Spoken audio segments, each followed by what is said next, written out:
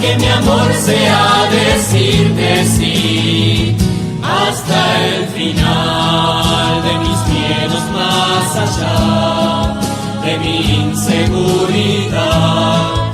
Quiero darte mi respuesta.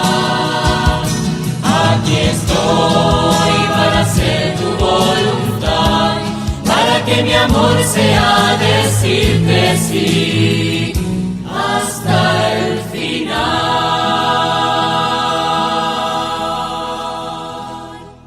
Muy buenos días, qué lindo poder saludarlos a cada uno de ustedes en esta mañana del jueves 28 de noviembre del 2024. Llegando ya al final de este mes de noviembre, este mes número 11, preparándonos ya para el fin del año. Seguramente un año lleno de cosas, complejo, de corridas, como suelen ser todos nuestros fines de años. Pero qué lindo que en la mañana podamos comenzar escuchando la palabra de Dios, meditando, rezando, dejando que los ecos de la palabra de Dios resuenen en lo profundo de nuestro corazón. Le damos la bienvenida a Alejandro Segura, que nos acompaña desde los controles y la puesta en el aire. También a Adriana Gile, que está allí en los estudios centrales de Radio María, y quien les habla, el padre Alejandro Nicola, párroco de Cristo Redentor en Barrio Jardín, en la ciudad de Córdoba. Saludamos a todos los amigos de Radio María TV que nos escuchan por la radio, que nos siguen a través de las distintas transmisiones online que hay en los distintos canales, en YouTube. Bueno, qué lindo. Seguramente en un ratito más empezaremos a escuchar las tonadas argentinas que empiezan a aparecer en nuestra mañana compartiendo la palabra de Dios en esto que es la catequesis.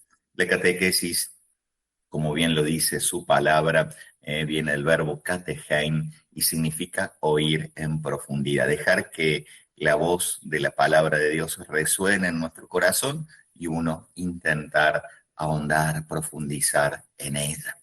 Y sin demasiados preámbulos, les propongo ya nomás de entrada que dejemos que la palabra de Dios, que la liturgia de la Iglesia nos propone para este jueves de la 34ª semana del tiempo durante el año, la última del tiempo litúrgico, nos sorprenda con la sorpresa que tiene para nosotros. Leemos ahora el texto del Evangelio de este día. Dice así, tomado del capítulo 21, de los versículos 20 al 28 del Evangelio de San Lucas. Jesús dijo a sus discípulos: cuando vean a Jerusalén sitiada por los ejércitos, sepan que su ruina está próxima. Los que estén en Judea, que se refugien en las montañas. Los que estén dentro de la ciudad, que se alejen. Y los que están en los campos, que no vuelvan a ella. Porque serán días de escarmiento, en que todo lo que está escrito deberá cumplirse. Ay de las que estén embarazadas o tengan niños de pecho en aquellos días. Será grande la desgracia de este país, y la ira de Dios pesará sobre este pueblo. Caerán al filo de la espada, serán llevados cautivos a todas las naciones, y Jerusalén será pisoteada por los paganos, hasta que el tiempo de los paganos llegue a su cumplimiento. Habrá señales en el sol, en la luna y en las estrellas, y en la tierra los pueblos serán presa de la angustia ante el rugido del mar y la violencia de las olas. Los hombres desfallecerán de miedo por lo que sobrevendrá al mundo, porque los astros se conmoverán. Entonces se verá al Hijo del Hombre venir sobre una nube, lleno de poder y de gloria.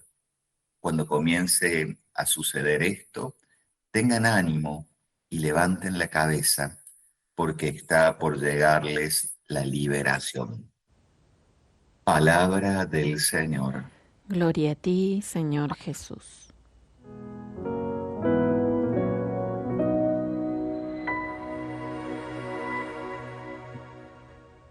Así es que nos encontramos nuevamente con este pedacito del texto del capítulo 21 de San Lucas que venimos leyendo en todos estos días. Estamos comentando, como lo hemos dicho, lo repetimos, este pequeño apocalipsis que San Lucas nos trae en este capítulo 21, con un lenguaje apocalíptico, o sea, con un mensaje, con imágenes llenas de dramatismo, con signos y símbolos que estremecen a la sensibilidad, ¿no? Con todo lo que tiene que ver con estas manifestaciones cósmicas, o sea, el sol, la luna, los movimientos, los temblores de tierra, las sacudidas de las olas del mar. Pareciera que nos va presentando un escenario terrible, un escenario catastrófico, podríamos decir de alguna manera. Pero eso es parte también de lo que hemos explicado, si no lo repetimos, del género apocalíptico. Apocalipsis, sabemos que hay un Apocalipsis que es el último libro del Nuevo Testamento, que es de San Juan, atribuido a San Juan, y que allí la palabra Apocalipsis significa revelación, ¿no? Es a través de un lenguaje lleno de símbolos, se quiere transmitir un mensaje que pueda dar esperanza en medio de las situaciones adversas, complejas de la vida. Para entender el texto que tenemos en esta mañana, volvemos a hablar de la destrucción de la ciudad de Jerusalén. Esto fue un hecho histórico, está testimoniado por las crónicas de la época. Flavio Josefo, un historiador judío, nos habla de que entre el año 66 y el año 70 de nuestra era, Jerusalén fue asediada por los romanos. Recordemos que el Imperio Romano gobernaba toda la cuenca del Mediterráneo, pero siempre los romanos habían sido muy respetuosos de las tradiciones, de la cultura, de la religión de cada uno de los pueblos que ellos ponían bajo su gobierno. Pero ya había habido varias revueltas en el pueblo de Israel, en la Palestina de aquel momento, y entonces el Imperio Romano, el emperador, dijo, basta con los judíos, y mandó a destruir Jerusalén. La asediaron, la pisotearon propiamente, pasaron dejándola como como si hubiese pasado una aplanadora por encima. Entonces, ese es el contexto en el que está escribiendo Lucas. Lucas escribe aproximadamente en el año 80, entre el 80 y 90, un poquito más tardíamente podría ser, no lo sabemos a ciencia cierta, pero ciertamente Lucas tiene esta situación que ha sido terrible, ¿no? Porque fue destruido el templo de Jerusalén, que era el centro. Ya hemos escuchado, y lo tenemos en los primeros versículos de este capítulo, que no quedará piedra sobre piedra de este templo tan hermoso, construido con piedras y ofrendas votivas. Pero desaparece el poder civil, religioso, cultural. Mueren millones de personas, según las estadísticas, son varios miles y miles de muertos. Son aproximadamente unos 90.000 prisioneros que quedan en con motivo de esa guerra, de ese asedio. Los romanos querían hacer desaparecer a los judíos. Y entonces, claramente se entiende que Lucas diga, ¿no? Recordando estas palabras de Jesús, porque ya había varias de las profecías en el Antiguo Testamento que hablaban de que Jerusalén iba a ser destruida. De hecho, varias veces sucedió en la historia, antes de este hecho que les estoy mencionando del año 70, y después, el otro día leía una crónica que decía 12 veces fue destruida la ciudad de Jerusalén en lo que se tiene anotado de periodos históricos, ¿no? O sea, antes, en el Antiguo Testamento, en este famoso asedio de los romanos, y posteriormente, varias veces fue destruida. Por eso las murallas de Jerusalén fueron levantadas en varias ocasiones. Uno va Actualmente Jerusalén se va a encontrar con la Ciudad Vieja y la Ciudad Nueva. Y la Ciudad Vieja tiene estas murallas que fueron posteriores, ¿no? Porque varias veces fueron destruidas tratando de invadir la Ciudad Santa. Que fíjense que ya ahí guarda una paradoja en el nombre. Jerusalén significa ciudad de paz. Y sin embargo, esta que es la ciudad humana de la paz es el lugar donde ocurren muchas guerras.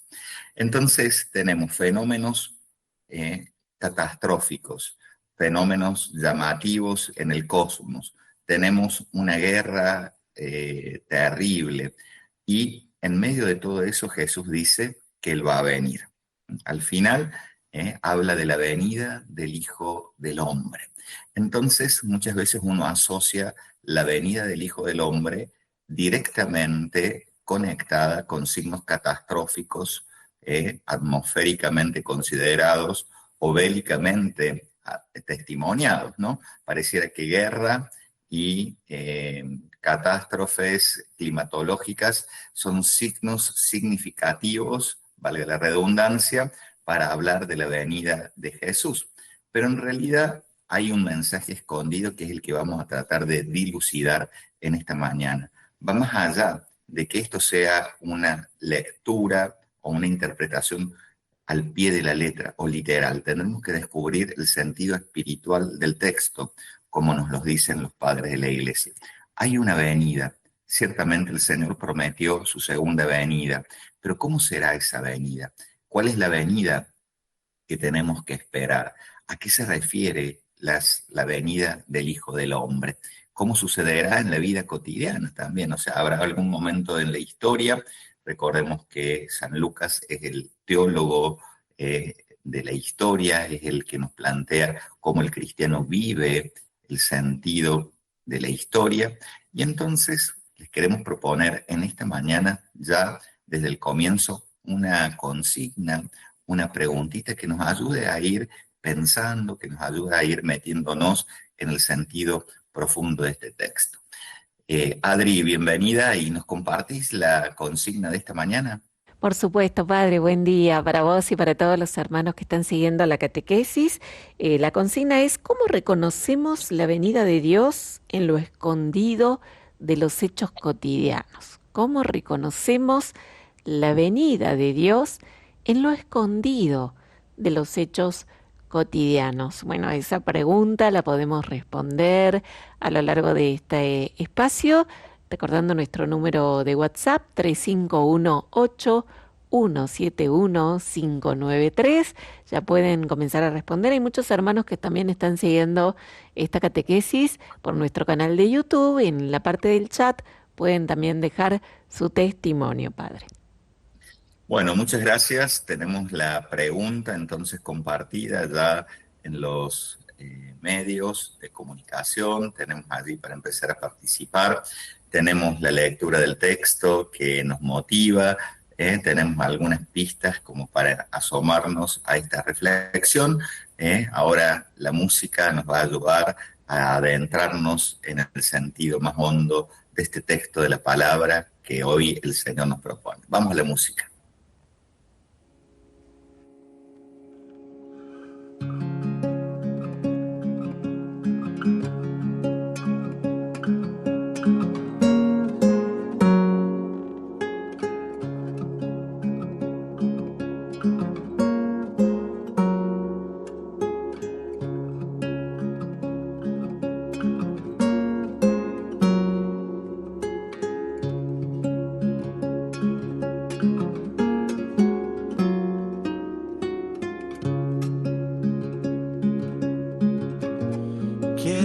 decirte que hoy también te vi entre los rostros de esta gran ciudad. Te vi en las manos de un obrero y en la pasión de un enfermero. Te vi en los ojos de aquel sin hogar. Quiero decirte que hoy también sentí que tu presencia me tocaba. Sentí tus fríos pies descalzos en ese niño sin abrazos. Sentí tu piel desabrigada. Todo aquí te nombra.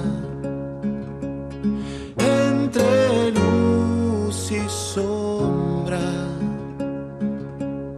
tienes mis sentidos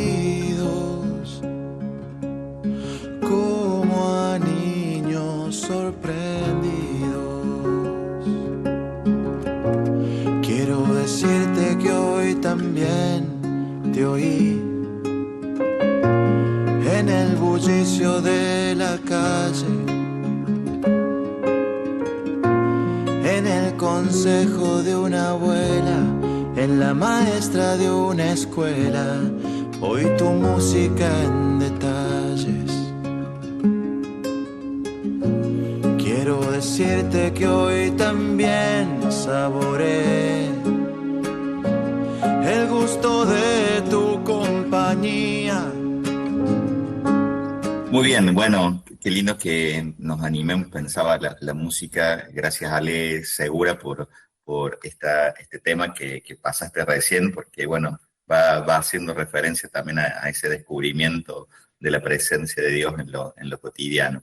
Y con respecto a la oyente que está preguntando sobre el muro de los lamentos, bueno, les explico que ciertamente el muro de los lamentos es una pared inferior que sostenía el antiguo templo de Jerusalén y que fue destruida, ese templo fue destruido en el año 70.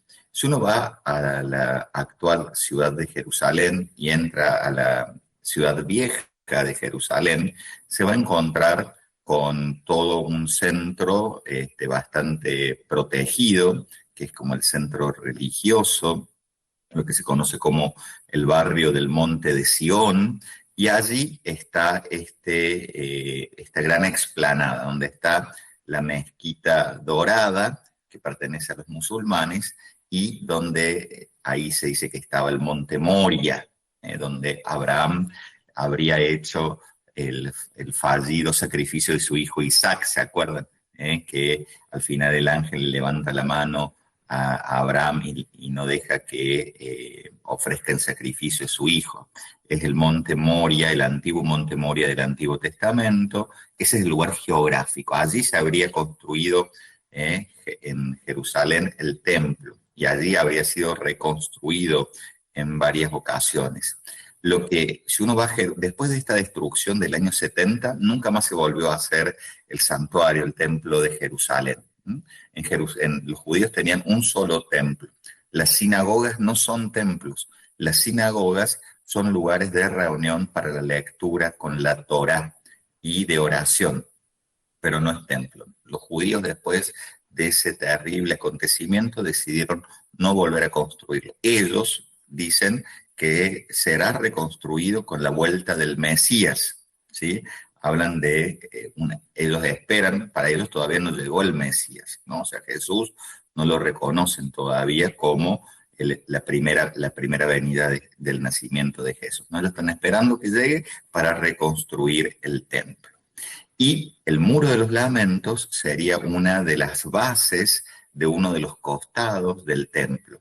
Y por eso es el muro de los lamentos. Los judíos van a llorar por este templo que les fue destruido, que les fue quitado de las manos, que es el único vestigio, el único rastro de ese lugar litúrgico, de ese lugar de oración, que era el centro tan importante de la vida judía de aquel entonces, ¿no? Así que, bueno, más o menos por allí, un poquito de datos de arqueología bíblica, no nos vienen mal también para seguir entendiendo, comprendiendo la Biblia, para comprender la historia, ¿no?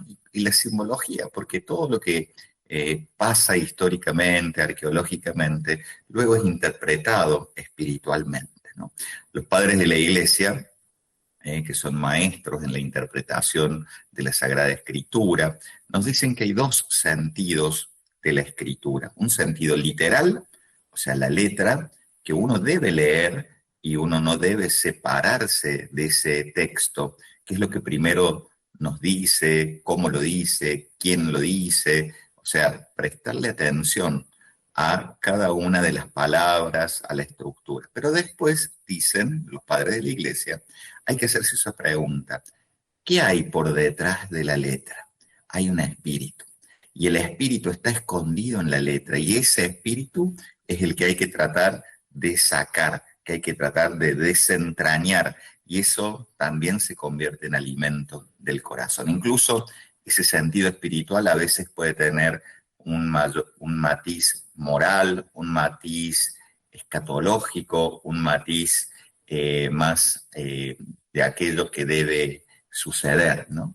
Ya les pongo un ejemplo, muchas veces la palabra Jerusalén, en el sentido literal, sería la ciudad del rey, la capital de Israel. En el sentido espiritual podría ser el lugar de reunión, el lugar del pueblo, es el pueblo que alaba a su Dios en el templo. Pero en el sentido moral, esta Jerusalén que no ha sabido reconocer el paso de Dios, que ha matado a los profetas. No es la ciudad la que mató, sino los hijos de la ciudad, los que viven allí, ¿no? Entonces, y por último, el sentido escatológico o anagógico, la Jerusalén celestial, aquella que esperamos que va a venir de los cielos. Bueno, un pequeño ejemplo, un pequeño paréntesis para comprender a veces la interpretación de la Biblia, que todos podemos ir haciendo de a poquito y nos va metiendo en esta lectura inteligente. Cuando digo inteligente no quiere decir que tenga que ser sabionda, sino una lectura que se anima a ir en profundidad. Intus, de ahí viene inteligencia, intus, legere.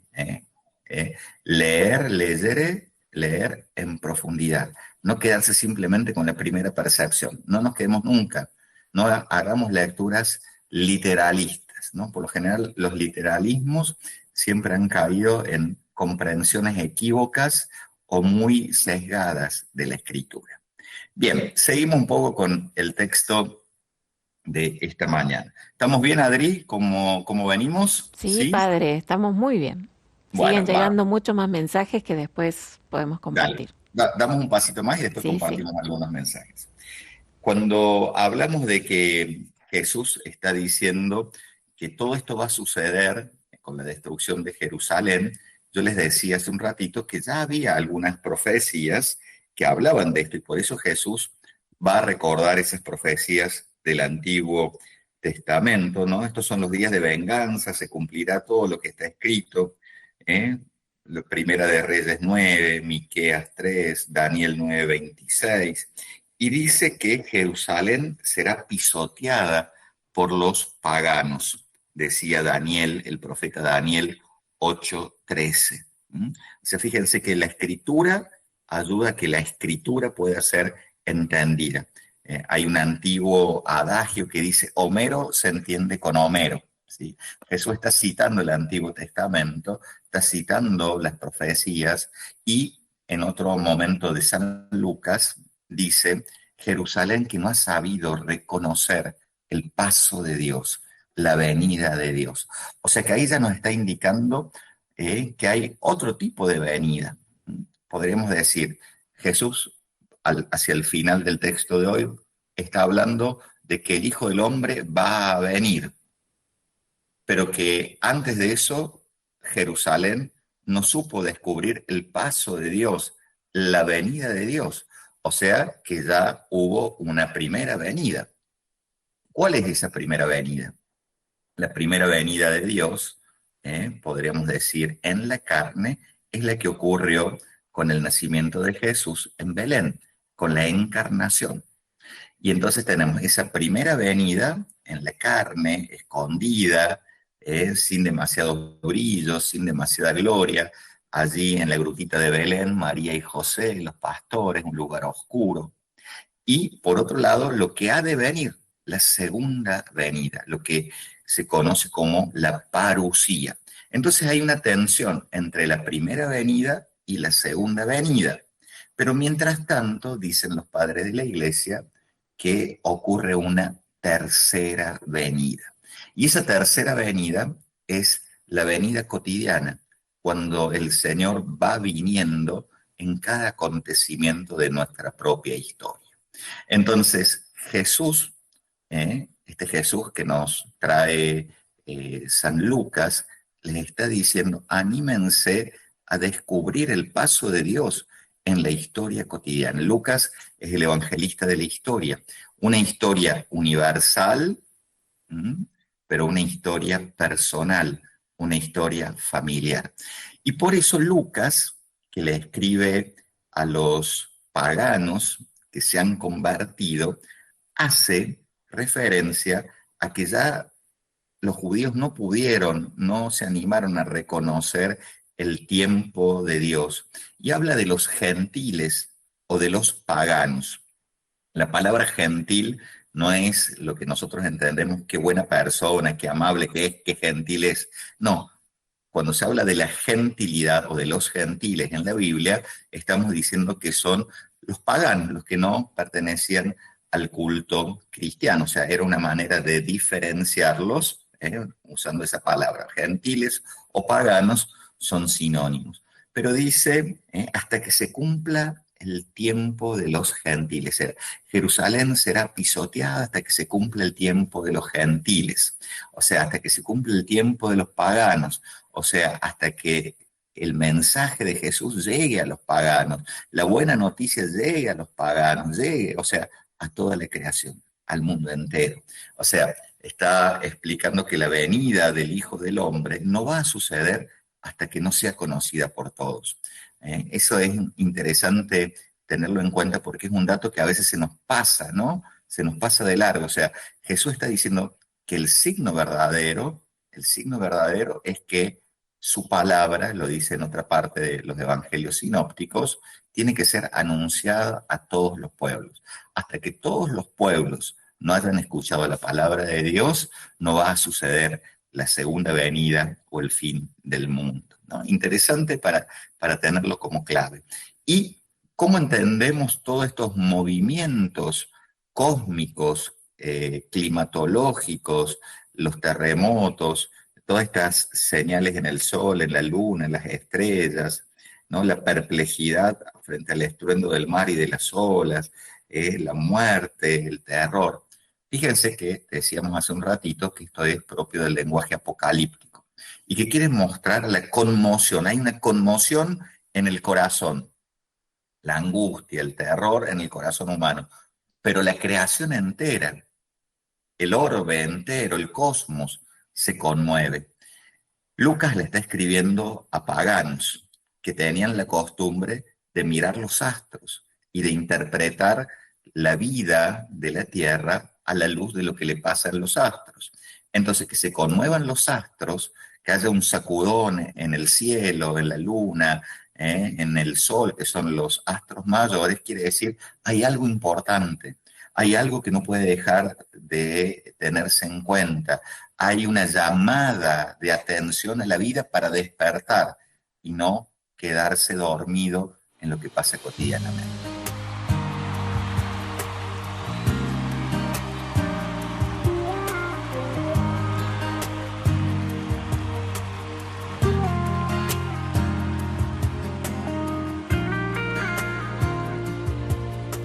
Ayer te vi, fue más claro que la luna, en mí no quedaron dudas, fue una clara aparición, me ha saltado el corazón cuando te vi. Ayer te vi, después de buscarte tanto, antes de salir el sol y pedirte que me dejes ver tu rostro en oración. Ayer te vi en un niño de la calle, sin un lugar para dormir. Te vi en sus manos extendidas, pidiendo pan para vivir. Te vi en sus ojos suplicantes y en su sonrisa titubeante. Ayer te vi en un cuarto de hospital,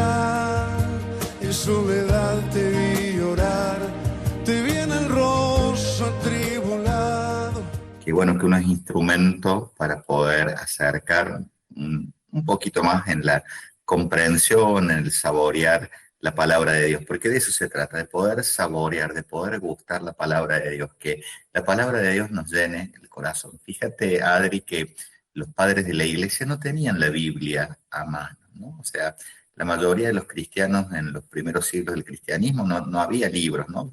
Es tardío, eso es con la invención de la imprenta en el siglo XVI recién, ¿no?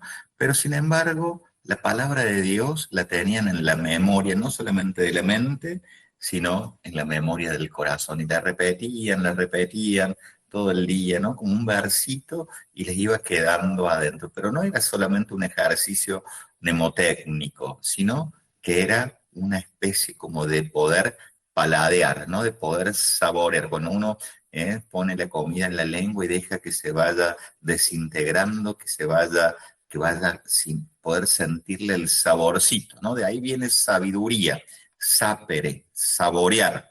Queremos saborear la palabra de Dios, leyendo la palabra de Dios y leyendo los acontecimientos de la vida. Son dos textos, ¿no? El texto de la Sagrada Escritura, el texto de la realidad, ¿no? Tenemos este mundo lleno de signos, lleno de cosas que nos conmueven, lleno de cosas que nos asustan, que nos movilizan, que nos mueven la estantería. Y en todo esto que dice Jesús, verán al Hijo del Hombre venir en una nube con gran poder y gloria. Ciertamente esta es la segunda venida del Salvador, es la promesa de la parusía. Parusía significa la visita que el rey o el emperador hacía a su pueblo y llegaba montado en un caballo, en un corcel brioso, y lleno de la vestidura de la majestad, lleno de poder, ¿no? Entonces está detrás esa imagen. Pero particularmente Jesús está hablando de la profecía de Daniel. Daniel 7:13 habla del Hijo del Hombre que viene de los cielos, que viene lleno de este resplandor divino, la doxa. La palabra doxa es gloria, ¿no? Y uno podría imaginar una luminosidad que sale desde adentro y se irradia hacia afuera. Podría imaginar los ángeles tocando trompetas. Podríamos imaginarnos una gran película victoriosa, casi como a veces nos presentan algún tipo de iconografía, de imágenes por allí. Pero tendríamos que decir que sin desmedro de esa dimensión de gloria visible, la gloria a la que se refiere la Escritura tiene que ver con la gloria de la exaltación de Jesús. Verán al Hijo del Hombre que sea puesto en alto. Y ahí, en ese ponerse en alto, nos está hablando del momento de la cruz. Jesús fue puesto en alto en la cruz. Jesús fue puesto en alto en la resurrección. Jesús fue puesto en alto en la ascensión. O sea, son los distintos momentos, nos habla el Evangelio de Juan, en que Jesús es levantado. Entonces mirarán al que ha sido traspasado y contemplarán allí al Hijo de Dios. Ese contemplar, ese ver, es el verbo seorein, de ahí viene de teoría, pero significa contemplar con los ojos del corazón. Entonces, más que un lugar en el que va a aparecer, todos podríamos decir, vayan a la montaña de la Concagua, porque tal día van a ver que va a descender Jesús desde el cielo. Y podría ser una interpretación literal así, pero en realidad lo que se nos está llamando es a descubrir, a tener otra perspectiva, otra percepción, a descubrir la gloria de Dios escondida. Dice, vendrá en una nube. La nube en la Biblia es el lugar de la presencia de Dios y una nube nunca es totalmente nítida. Hay nubes más claras, hay nubes más oscuras. Bueno, acá en Córdoba hoy está lloviendo, llovió toda la noche. Anoche justamente miraba el cielo y en el cielo oscuro resaltaban las nubes medias grises y marrones, ¿no? Hacía como un contraste. Ese jueguito que simbólicamente podemos ver detrás de una nube tiene que ver, ¿no? O sea, con el misterio escondido de Dios que se revela, ¿no? Muchas veces la luz de Dios se reviste de nuestra sombra para estar con nosotros y caminar con nosotros en el desierto, como en el pueblo de Israel. Esta nube se convierte en luz precisamente cuando llega la noche, ¿no? En el pueblo de Israel, el libro del Éxodo dice que durante la noche una columna de fuego los iluminaba y durante el día era una nube que los cubría.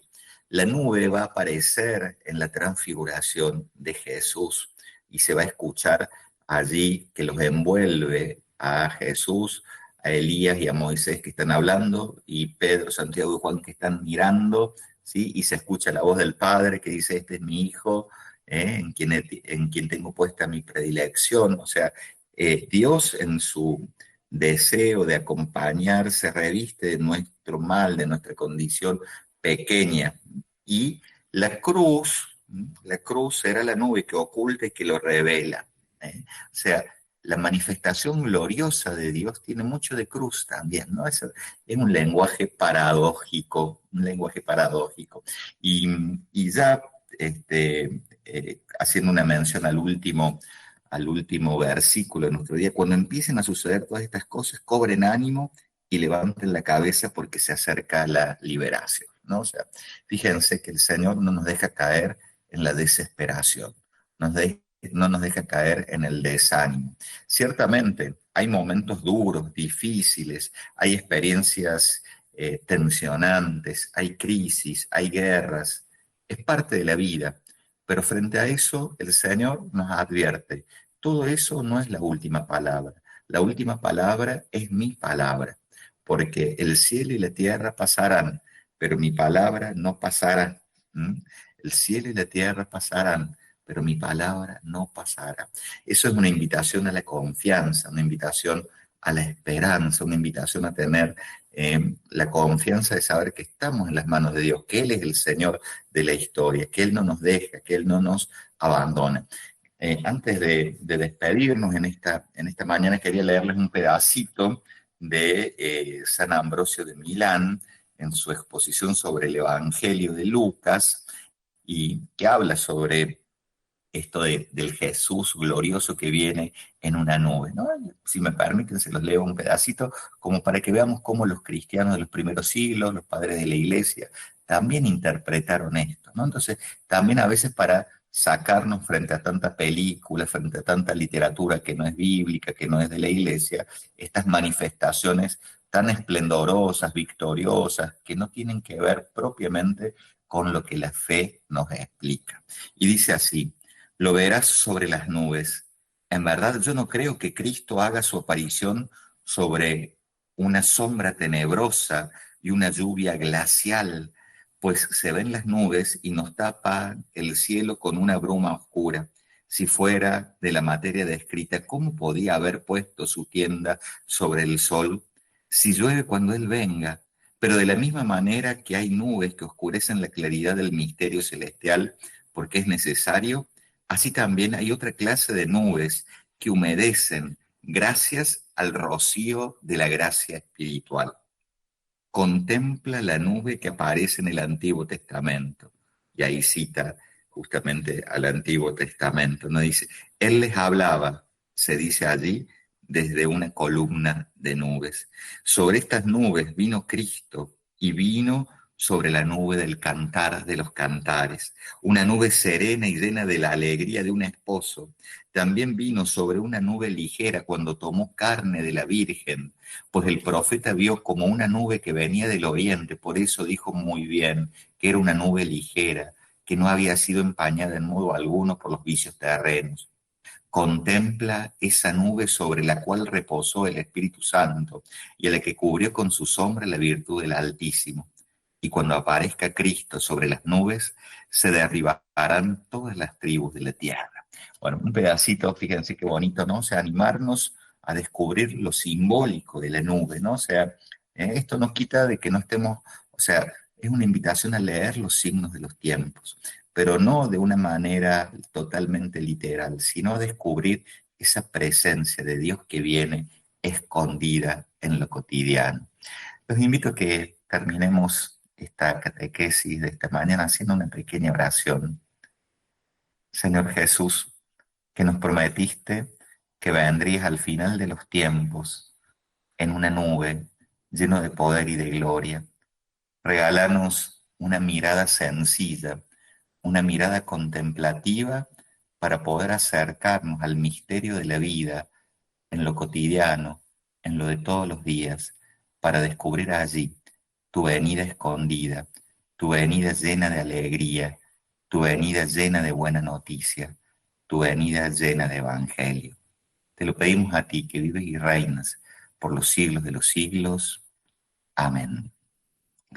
Bueno, Adri, creo que ya estamos muy jugaditos con el tiempo. Les agradecemos a todos los amigos, los hermanos que se han comunicado de distintas partes de nuestro país. Gracias a vos por leer, por ser nexo. Gracias a Alejandro Segura. Y si Dios quiere, nos veremos y nos encontraremos, nos escucharemos mañana en la última catequesis de esta semana para descubrir cómo la palabra de Dios sigue iluminando. Tengan todos un hermoso jueves. De mi inseguridad, quiero darte mi respuesta. Aquí estoy para hacer tu voluntad, para que mi amor sea decirte sí, hasta el final de mis miedos, más allá de mi inseguridad. Quiero darte mi respuesta. Aquí estoy para hacer tu voluntad, para que mi amor sea decirte sí.